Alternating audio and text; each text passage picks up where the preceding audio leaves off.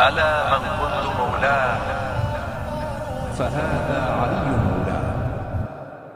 Assalamu alaikum wa rahmatullahi wa barakatuh. Allahumma salli ala Muhammadin wa ali Muhammad. La succession de Ali ibn Abi Talib alayhi salam, une vérité très bien dissimulée. La succession est la continuité de la guidance après le messager d'Allah sallallahu alayhi wa sallam. À travers cette vidéo, nous allons comprendre que le réel successeur n'est autre que Ali ibn Abi Talib alayhi salam, cousin et gendre du prophète sallallahu alayhi wa sallam. Tout ceci sera appuyé, comme à l'habitude, par des sources authentiques provenant de la tendance qu'on appelle la tendance sunnite. Nous avons vu dans cette vidéo que Abu Bakr et Omar ont été mis à la tête du califat de manière illégitime par une poignée d'hommes n'ayant aucun droit sur les autres. Dès lors que le prophète sallallahu alayhi wa sallam a clairement mentionné l'identité de son successeur, de quel droit ces hommes se sont permis de tourner le dos à la désignation prophétique, et donc divine, pour aller vers une autre désignation? Ne nous a-t-il pas commandé à plusieurs reprises dans le Coran d'obéir au prophète sallallahu alayhi wa sallam? Obéissez à Allah et obéissez aux messagers. Et ne nous est-il pas également commandé de ne pas obéir à des hommes comme nous? Donc, si des hommes comme nous choisissent un successeur et nous l'imposent, en quoi devrait-on leur obéir? Et si le prophète sallallahu alayhi wa sallam choisit un successeur et nous l'impose, pourquoi devrait-on lui désobéir?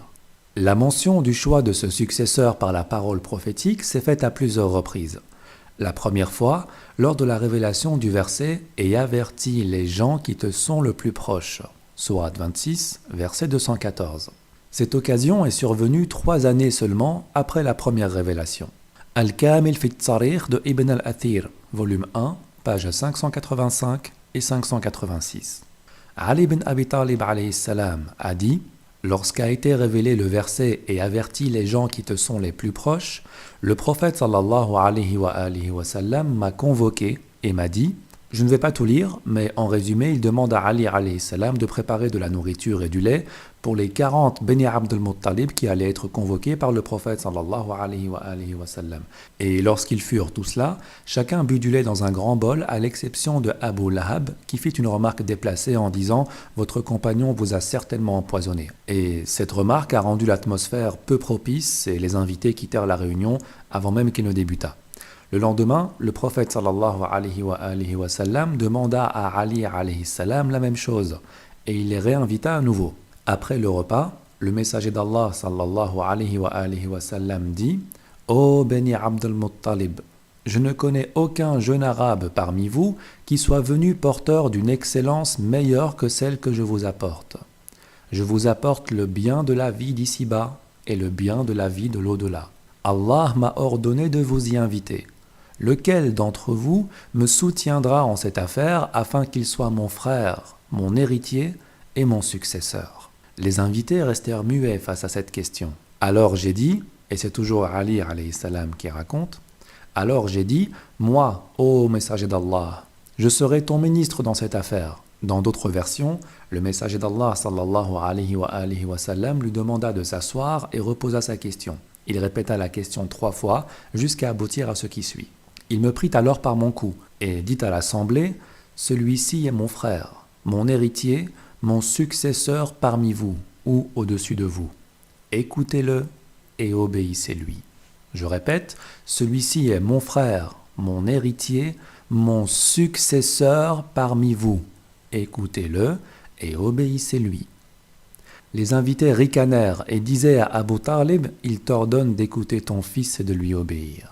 Et ceci est rapporté par plusieurs autres sources, notamment Tafsir al-Tha'labi, Tafsir al-Tabari, Tarikh al-Tabari, volume 2, Sharh Nahj al-Balagha, volume 3, Al-Sir al-Halabiyya, volume 1, Sunan Sa'id ibn Mansour, Ahmad ibn Hanbal dans son Musnad au volume 1, Kanz al-Ummal, volume 6, etc., etc. Ce ne sont pas les sources qui manquent pour prouver que le prophète sallallahu alayhi wa sallam, dès ses premières années en tant que délivreur du message, a sélectionné Ali alayhi salam comme son frère, son héritier et son successeur après lui. Ces preuves authentiques suffisent à elles seules pour constater que le califat et l'imama sont bien rattachés à Ali alayhi salam. Une âme sincère n'aurait pas besoin d'aller plus loin, n'aurait pas besoin de plus d'arguments. Mais comme il existe des âmes sceptiques parmi nous, je vais bien sûr continuer le développement pour n'y laisser aucun doute. À d'autres occasions, le prophète sallallahu alayhi wa sallam a désigné Ali alayhi salam comme étant son successeur. Rappelons que le prophète sallallahu alayhi wa sallam ne prononce rien sous l'effet de la passion et que tous ses faits et gestes sont directement inspirés par Allah Azza wa Jal. Nous pouvons le voir dans la sourate 53, versets 3 et 4. Sahih de Muslim, hadith 6218 et 6219. Le messager d'Allah sallallahu alayhi wa sallam confia la direction de Médine à Ali ibn Abi Talib alayhi salam lors de la bataille de Tabouk. Celui-ci dit alors: Ô messager d'Allah, me confies-tu la responsabilité des femmes et des enfants? Le prophète sallallahu alayhi wa sallam répondit: N'es-tu pas satisfait d'avoir par rapport à moi le même rang que Haroun vis-à-vis de Moussa, sauf qu'il n'y a pas de prophète après moi? C'est aussi un hadith qui apparaît dans le Sahih al-Bukhari, au numéro 3706 et dans bien d'autres ouvrages. Il est clairement dit dans ces hadiths que le lien qui existe entre le prophète sallallahu alayhi wa sallam et Ali alayhi salam est le même que celui qui existe entre Moussa alayhi salam et Haroun alayhi salam. Voyons donc voir quel est ce lien entre Moussa alayhi salam et Haroun alayhi salam. Sourate 20 au verset 25. Moussa alayhi salam fait une invocation et dit: Seigneur, ouvre-moi ma poitrine, jusqu'à arriver au verset 29 où il dit: Et donne-moi un ministre de ma famille, Haroun mon frère, renforce par lui ma force, associe-le à ma mission, afin que nous te glorifions abondamment et que nous nous rappelions beaucoup de toi. Tu es certes clairvoyant sur nous. Et Allah répond: Ta requête est accordée, ô Moïse. Aussi, à la sourate 7, verset 142, Et nous donnâmes à Moïse rendez-vous pendant 30 nuits, et nous les complétâmes par 10, de sorte que le temps fixé par son Seigneur se termina au bout de 40 nuits. Et Moïse dit à Haroun son frère: Remplace-moi auprès de mon peuple, et agis en bien, et ne suis pas le sentier des corrupteurs. En établissant le parallèle, comme mentionné par le hadith, Ali alayhi salam est donc le remplaçant du prophète sallallahu alayhi wa sallam, son ministre, son assistant. Il est celui par lequel la force du prophète sallallahu alayhi wa sallam est renforcée, celui qui est associé à la mission prophétique.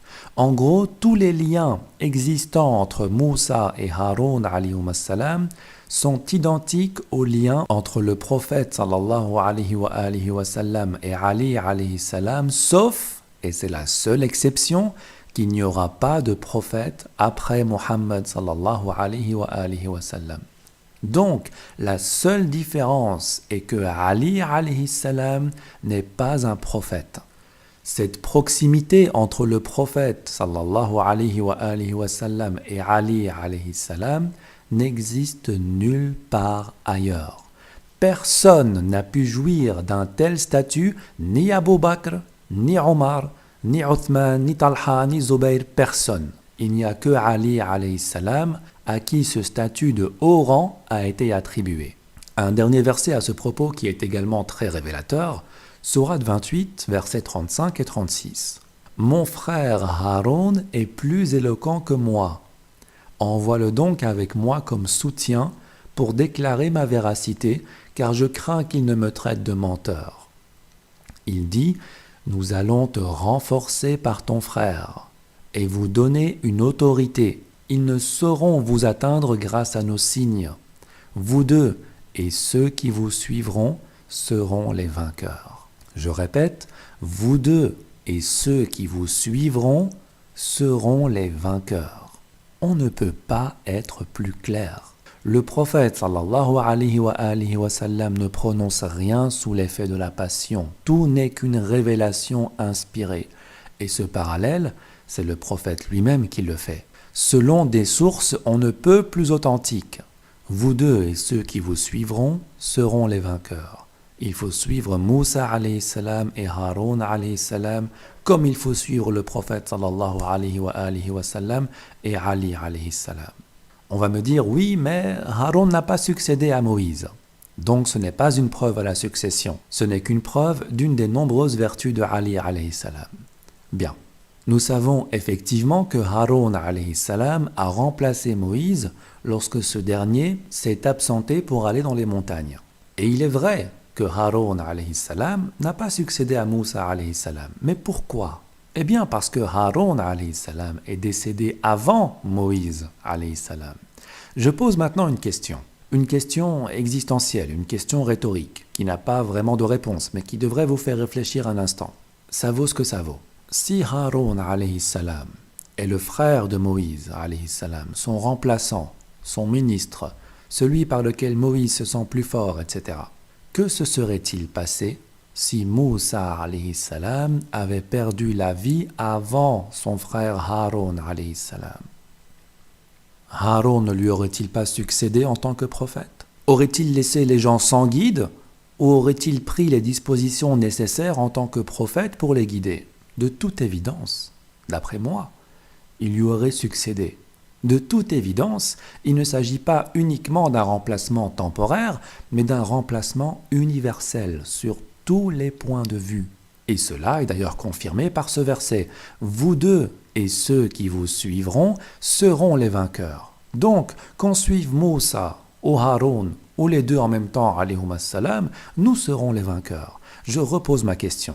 Si Moussa alayhi salam était décédé avant Haroun alayhi salam, est-ce que Haroun aurait soudainement perdu ce statut de remplaçant? Est-ce que les gens devaient aller à la recherche d'un autre prophète?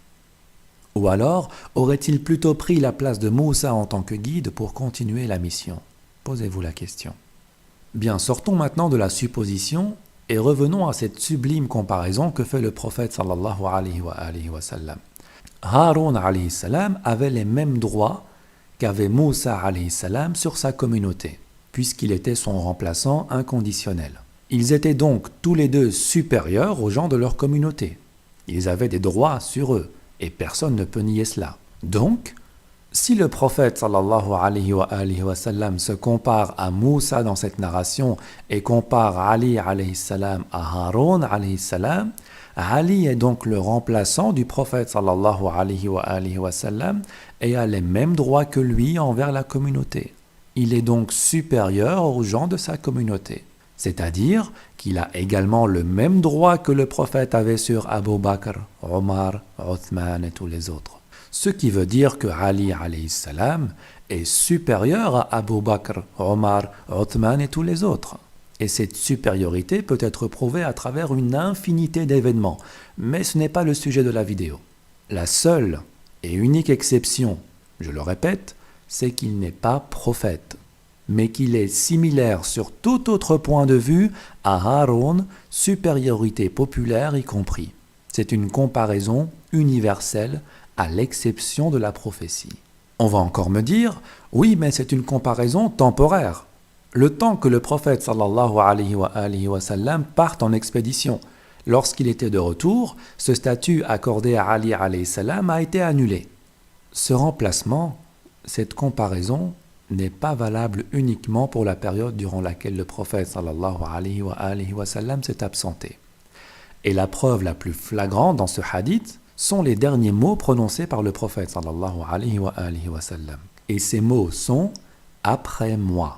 Il n'y aura pas de prophète après moi. S'il s'agissait d'un califat ou d'un imama, ou pour faire plus simple, d'un remplacement limité à ce contexte, à cette expédition prophétique, le prophète sallallahu alayhi wa sallam n'aurait pas parlé de ce qui allait se passer après lui, après sa mort. Quelle est la logique de dire « Tu es pour moi ce qu'était Haroun pour Moussa, sauf qu'il n'y a pas de prophète après moi » s'il voulait uniquement lui attribuer le rôle de remplaçant temporaire? Il aurait très bien pu lui dire « Sauf que tu n'es pas prophète ».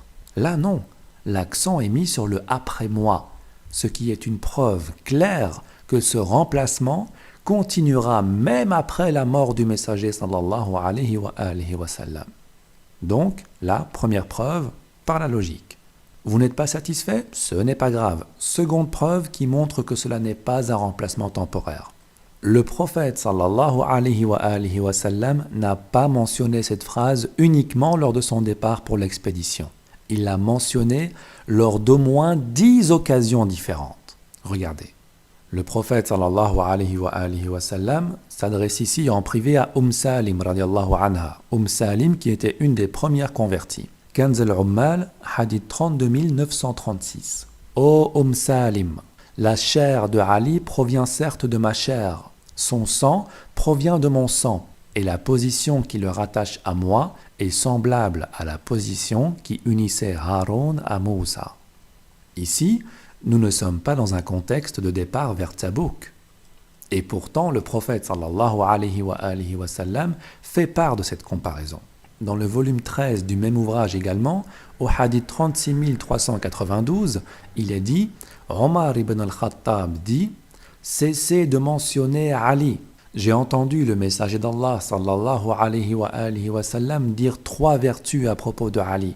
Et si j'en avais une seule d'entre elles, elle sera plus chère que tout à mes yeux.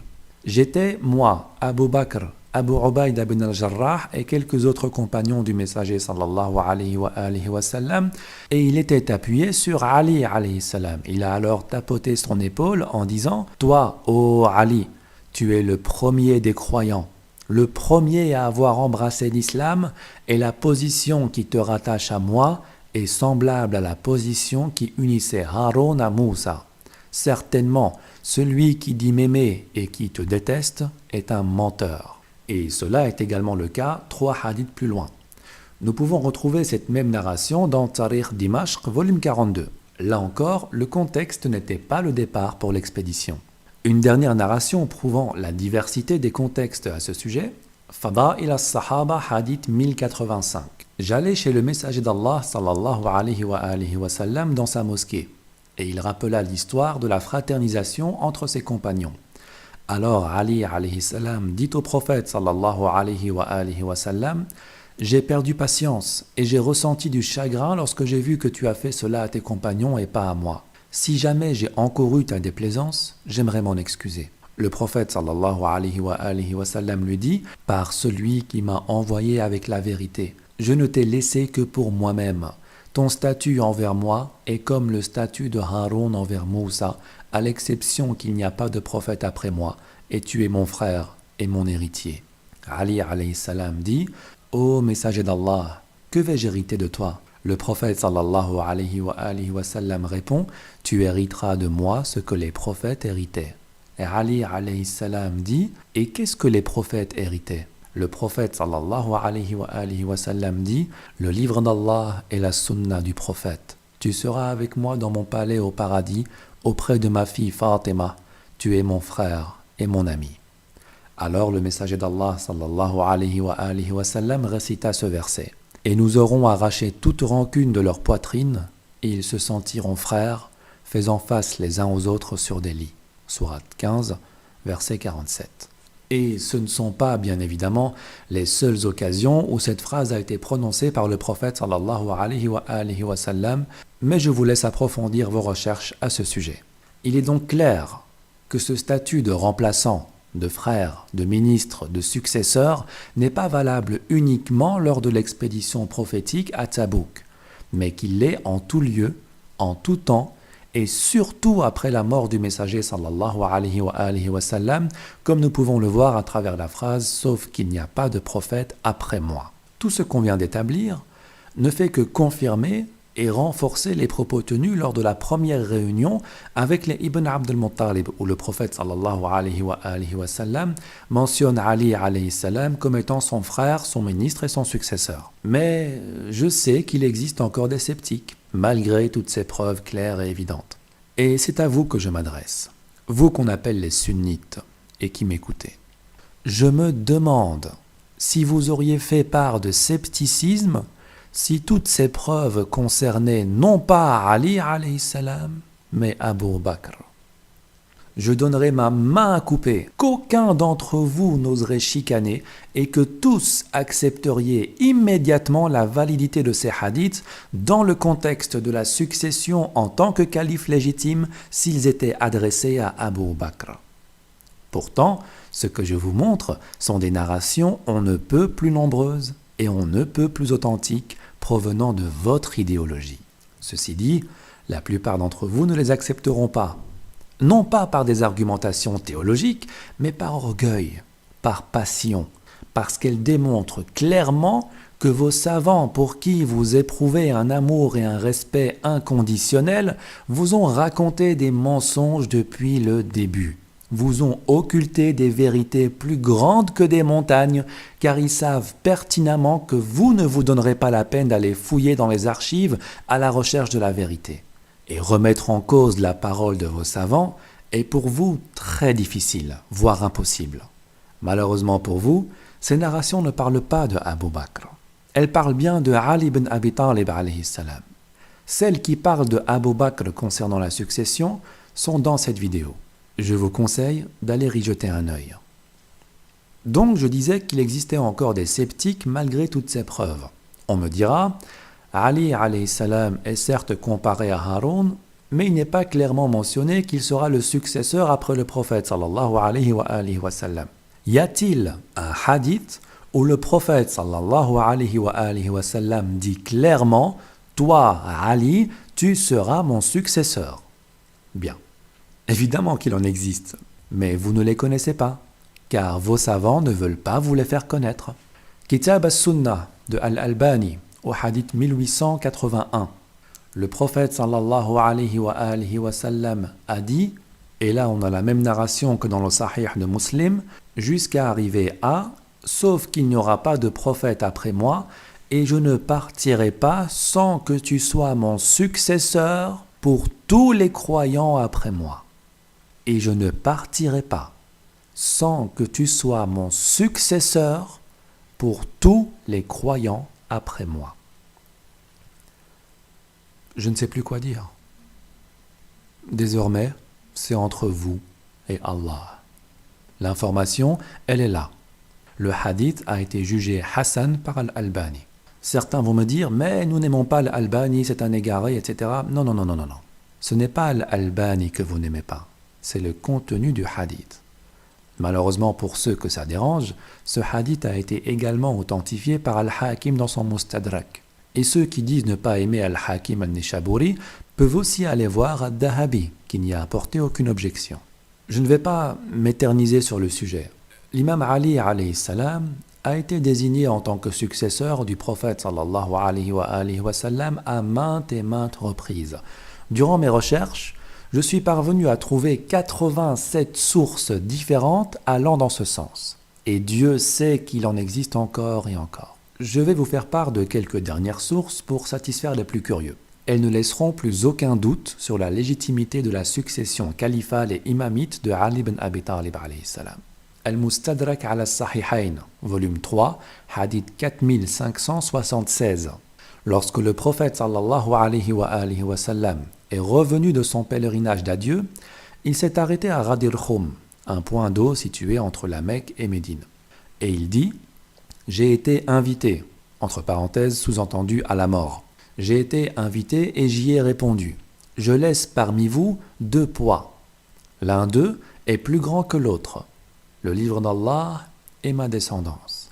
Prenez garde à comment vous les traiterez après moi. Ils ne se sépareront jamais jusqu'à ce qu'ils me rejoignent au bassin. » Il dit alors « Certes, Allah est mon maître, et je suis le maître de tous les croyants. » Ensuite, il prit la main de Ali alayhi salam et dit « De qui je suis le maître, alors celui-là en est le maître. Qu'Allah assiste celui qui l'assiste, et qu'il soit hostile à celui qui lui est hostile. » Et c'est un hadith sahih selon les conditions de Bukhari et de Muslim, et ces derniers n'ont pas jugé utile de le mentionner dans leur ouvrage respectif. Le hadith suivant est le même avec une légère modification à la fin où le prophète sallallahu alayhi wa sallam dit « Savez-vous que je suis autoritaire sur les croyants plus qu'ils ne le sont sur eux-mêmes ?» Entre parenthèses, conformément à la sourate 33, verset 6, le prophète a plus de droits sur les croyants qu'ils n'en ont sur eux-mêmes. Il dit cela à 3 reprises et les fidèles répondirent oui. Et le prophète sallallahu alayhi wa sallam dit « De qui je suis le maître, Ali en est le maître. Man kuntu mawla fa aliyun mawla. » Hadith toujours aussi authentique que le premier. Et vous savez ce qui s'est passé ce jour-là? Kitab al-Fawaid de Ibn Akhimimi, c'est comme ça qu'il s'appelle. Hadith 468, rapporté par Abu Huraira. Celui qui jeûne le 18e jour de Dhul Hijjah, Allah lui inscrira 60 mois de jeûne.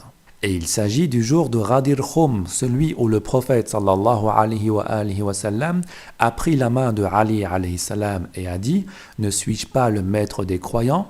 Ils dirent « Oui, ô messager d'Allah ». Il prit alors la main de Ali et dit « Celui dont je suis le maître, Ali en est le maître. » Et Omar ibn al-Khattab dit à Ali « Félicitations. Félicitations, ô Ibn Abi Talib. Tu es devenu mon maître et le maître de tous les musulmans. » Et Allah Ta'ala a révélé « Aujourd'hui, j'ai parachevé pour vous votre religion. » Sourate 5, verset 3. Et ce hadith est également rapporté dans le Musannaf d'Ibn Abi Shayba dans le chapitre Fada'il Ali ibn Abi Talib. Omar ibn al-Khattab était conscient de ce qui venait de se produire, mais ce ne sont évidemment pas des sources dont on va vous parler. Soyez maintenant honnêtes et dites-moi s'il était approprié de la part de Omar de se présenter à la porte de Ali alayhi salam 2 mois après cet événement pour y mettre le feu et lui forcer de prêter serment d'allégeance à Abu Bakr. Pour plus d'informations à ce sujet, voilà la vidéo. Était-ce approprié? Cet acte n'entre-t-il pas non seulement en contradiction avec la nature humaine, mais aussi et surtout avec tout ce qu'on vient de voir concernant la succession légitime de Ali alayhi salam dont Omar était témoin?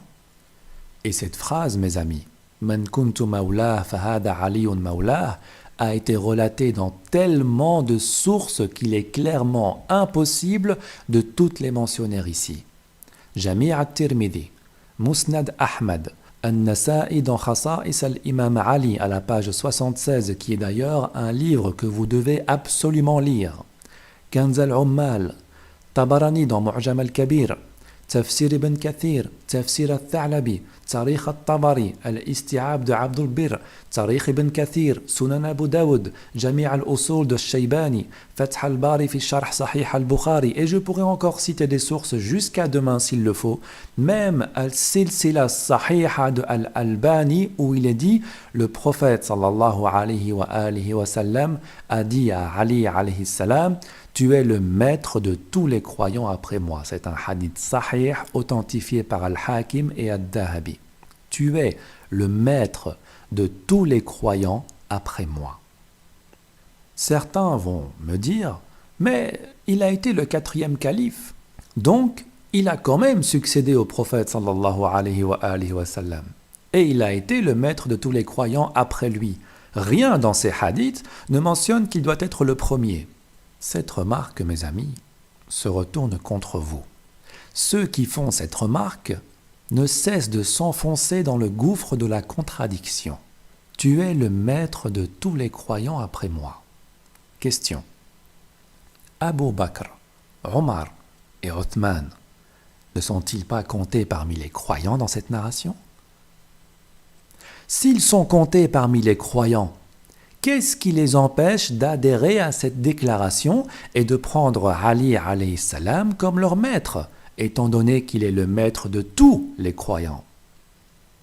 Et s'ils ne sont pas considérés parmi les croyants, eh bien, on peut arrêter les frais ici. Vous vous mettez dans une situation difficile. Soit vous avouez qu'ils ne sont pas croyants, soit vous dites qu'ils le sont, mais qu'ils ont catégoriquement refusé la sunna en refusant que Ali alayhi salam soit leur maître.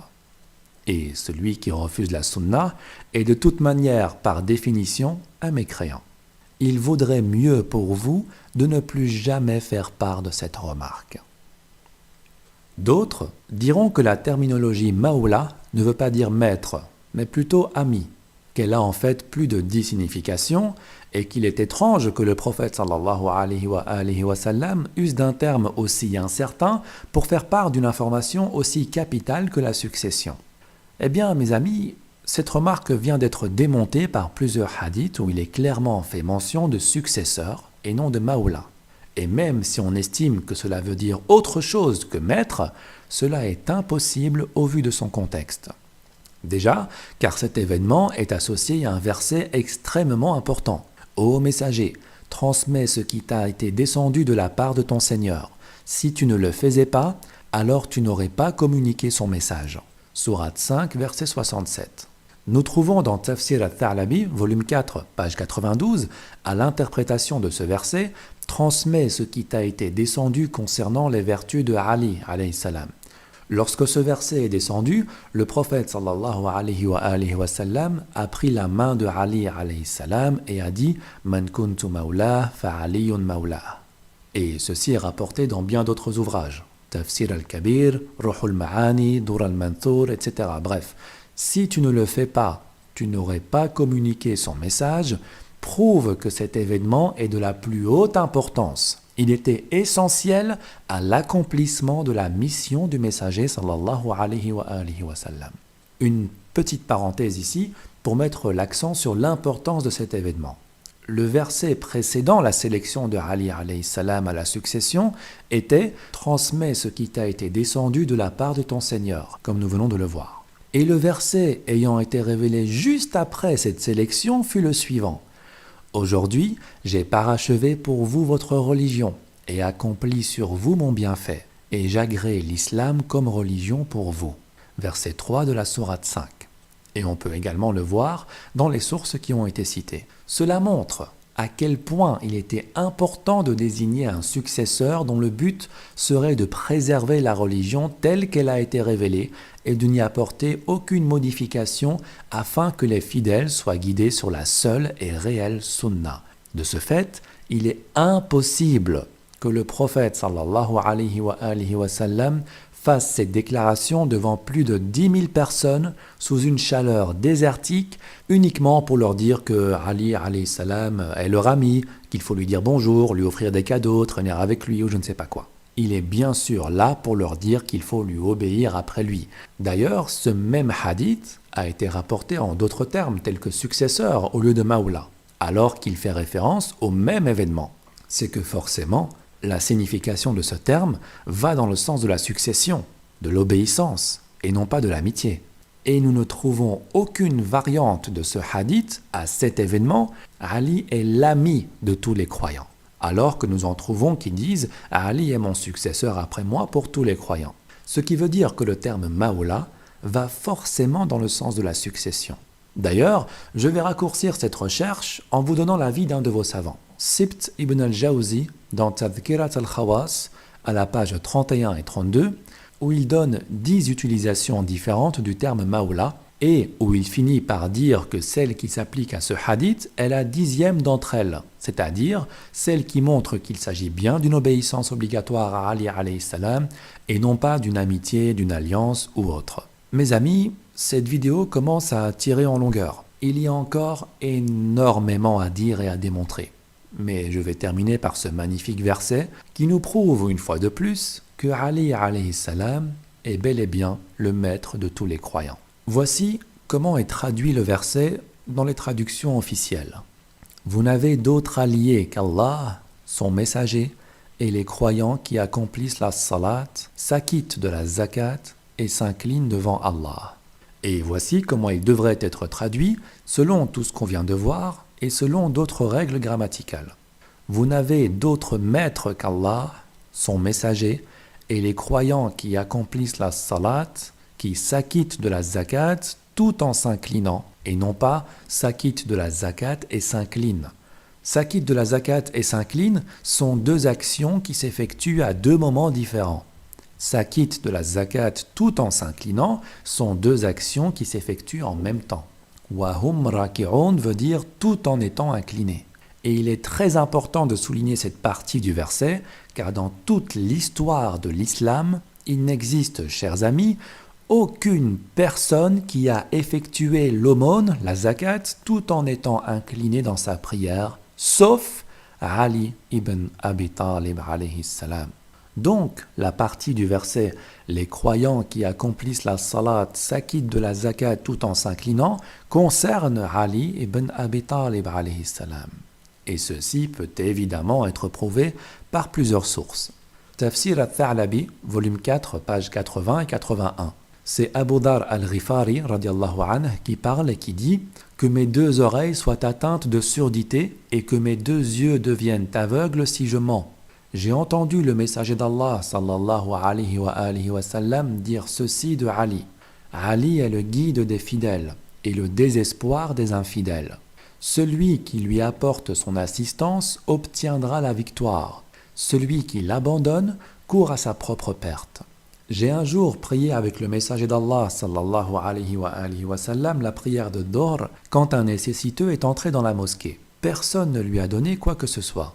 Alors, le mendiant a levé ses mains au ciel et a dit « Seigneur Dieu, j'atteste que j'ai mendié dans la mosquée du prophète sallallahu alayhi wa sallam et que personne m'a donné quoi que ce soit. » Et Ali alayhi salam était en inclinaison. Il lui a alors tendu son doigt dans lequel se trouvait une bague. Alors, le mendiant a accepté et a pris la bague du doigt de Ali alayhi salam. Et ce, sous les yeux du messager d'Allah sallallahu alayhi wa sallam. Et lorsque le prophète sallallahu alayhi wa sallam a terminé la prière, il leva sa tête au ciel et dit « Seigneur Dieu, mon frère Moussa t'a demandé « Seigneur, ouvre-moi ma poitrine, facilite ma mission et donne-moi un assistant de ma famille, Haroun mon frère, renforce par lui ma force. » Et tu lui as ensuite révélé « Nous allons te renforcer par ton frère et vous donner une autorité. » Le prophète sallallahu alayhi wa sallam continue en disant « Seigneur Dieu, je suis Mohammed, ton prophète et ton serviteur. Seigneur Dieu, ouvre-moi ma poitrine, facilite ma mission et donne-moi un assistant de ma famille, Ali, renforce par lui ma force. » Abu Dhar radiallahu anhu dit « Et Wallah, le prophète sallallahu alayhi wa sallam n'avait pas terminé sa phrase que Gabriel alayhi salam lui rendit visite et lui dit « Oh Muhammad, lis ». Et il dit « Et que dois-je lire ?» Gabriel alayhi salam lui dit « Lis. » إنما وليكم الله ورسوله والذين آمنوا الذين يقيمون الصلاة ويؤتون الزكاة وهم راكعون. Ce verset est donc apparu après une dua du prophète sallallahu alayhi wa sallam demandant à ce que Ali alayhi salam soit pour lui ce que Haroun alayhi salam fut pour Moussa alayhi salam. Il a demandé à ce que sa requête soit acceptée par Allah Ta'ala comme le fut la requête de Moussa alayhi salam à l'époque. Et Allah a descendu ce verset en signe d'agrément de requête. Vous n'avez pour maître que Dieu, son prophète et Ali alayhi salam. Un autre tafsir prouvant que ce verset concerne bien Ali alayhi salam, Dur al-Mantour de Jalal ad-Din as-Suyuti, volume 5, page 360, où il est dit la même chose avec un rajout en fin de narration. Et le prophète sallallahu alayhi wa sallam a lu ce verset à ses compagnons en rajoutant « Man kuntu mawla fa'aliyun mawla, Allahumma wali man wala wa adi man ada. » De qui je suis le maître, Ali en est le maître. Ô Allah, sois l'allié de celui qui est son allié et sois hostile à celui qui lui est hostile. Et il existe énormément d'autres sources allant dans ce sens. Asbab al-Nuzul de Al-Wahidi, page 201. Tafsir al-Kabir de Fakhruddin al-Razi, volume 12, page 28. Tafsir al-Allusi, Tafsir al-Nafasi, page 286. Tafsir al-Qurtubi, volume 13, page 55. Tafsir al-Tabari, etc. Je ne vais pas m'attarder plus longtemps sur la citation des sources, elles sont plus que nombreuses pour ne laisser aucun doute à ce sujet. On peut presque parler d'unanimité. Allah confirme dans ce verset sa walaya, celle de son prophète sallallahu alayhi wa sallam, et celle du wali Ali alayhi salam. Et il s'agit là d'une des preuves coraniques les plus claires quant à sa supériorité sur tout autre croyant. Certains me diront qu'il est impossible qu'il s'agisse de Ali alayhi salam puisque les croyants dans ce verset est au pluriel. et Ali alayhi salam représente une seule personne. Alors, non seulement ils démentent tous les tafsirs de leurs plus grands savants, mais en plus ils ignorent probablement que dans le Coran, le pluriel est utilisé à plusieurs reprises pour désigner une seule personne. En termes d'exemple, je citerai la sourate 3, verset 173. « Ceux à qui les gens ont dit, les gens sont rassemblés contre vous, craignez-les. » Tous les traditionalistes et les savants du tafsir ont convenu à l'unanimité que les gens s'agit en fait de Naïm ibn Mas'ud al-Ashja'i. C'est lui qui a dit « Les gens se sont rassemblés contre vous, craignez-les ». Ou alors, sourate 5, verset 11. « Ô les croyants, rappelez-vous le bienfait d'Allah à votre égard, lorsque des gens s'apprêtaient à porter la main sur vous en vue de vous attaquer et qu'il repoussa leur tentative. » Ici, des gens, lorsque des gens s'apprêtaient, le terme des gens est en fait un seul homme. Certains, comme Ibn Kathir, disent qu'il s'agissait de Ghawrat, qui faisait partie des compagnons et qui a tenté d'assassiner le prophète sallallahu alayhi wa sallam. On peut encore citer le verset d'Al-Mubahala, sourate 3, verset 61. « Venez, appelons nos fils et les vôtres, nos femmes et les vôtres, nos propres personnes et les vôtres, puis proférons exécration réciproque en appelant la malédiction d'Allah sur les menteurs. » Nisa Anna, donc nos femmes, représente seulement Fatima alayha salam, la fille du prophète sallallahu alayhi wa sallam, alors que le terme est au pluriel. Donc, dans le langage coranique et dans le langage de la sunna, désigner une personne par un pluriel est une chose très courante. De plus, plusieurs savants ont déjà prêté attention à cette forme plurielle dans le verset 55 de la sourate 5 et y ont déjà apporté une explication, comme par exemple dans le tafsir de Al-Zamakhshari à la page 297 où il est clairement dit « Comment est-ce possible que ce verset concerne Ali alayhi salam alors qu'il est au pluriel ?» Réponse: l'objet de ce verset est de persuader toute autre personne d'agir de la même manière que Ali alayhi salam et de donner l'aumône comme il en avait l'habitude. Il s'agit d'une instruction pour les croyants afin qu'ils demeurent toujours vigilants envers toutes les occasions de faire preuve de générosité envers les nécessiteux, d'être toujours prêts à aider et sans attendre, de la même manière qu'ils sont toujours prêts à accomplir leurs prières. Bien, résumons. Le prophète sallallahu alayhi wa sallam a dit à Ali qu'il était son frère, son successeur, le Haroun de son époque, son ministre, le maître de tous les croyants après lui. Il l'a dit en public, il l'a dit en privé, il l'a dit au début, il l'a dit au milieu et il l'a dit à la fin. Le Coran l'a mentionné, la Sunna l'a mentionné. Qu'est-ce qu'il vous faut de plus? Je repose la question. Si tous ces hadiths concernaient Abu Bakr, faites l'expérience, recommencez la vidéo et remplacez le nom de Ali par celui de Abu Bakr. Auriez-vous eu besoin de plus que ça pour accepter la légitimité de son califat? Vous, à qui il suffit de dire que Abu Bakr a été élu par une poignée de musulmans et vous l'acceptez, est-ce que vous auriez eu besoin de plus que ça pour accepter la légitimité du califat de Abu Bakr si tous ces hadiths étaient mentionnés en sa faveur? Dans ce cas, pourquoi n'acceptez-vous pas la légitimité du califat de Ali alayhi salam? Pourquoi prétendez-vous être de fervents partisans de la sunna alors que visiblement vous tournez le dos au plus important discours de cette sunna qui est le discours de Ghadir Khoum? Pourquoi prétendez-vous être des suiveurs de la sunna alors que vous refusez ces sources une fois qu'elles sont mises à votre disposition? Ne font-elles pas partie de la sunna? Que vous les ignoriez, c'est une chose. Maintenant, vous les connaissez. Votre réaction par rapport à cela sera entre vous et Allah subhanahu wa ta'ala. Toutes ces sources qu'on vient de voir, et Dieu sait qu'il en existe encore des centaines. Combien de vos savants les ont mentionnées? Et combien d'entre eux les ont occultées? Posez-vous la question. Assalamu alaikum wa rahmatullahi wa barakatuh. Allahumma salli ala Muhammadin wa ali Muhammad.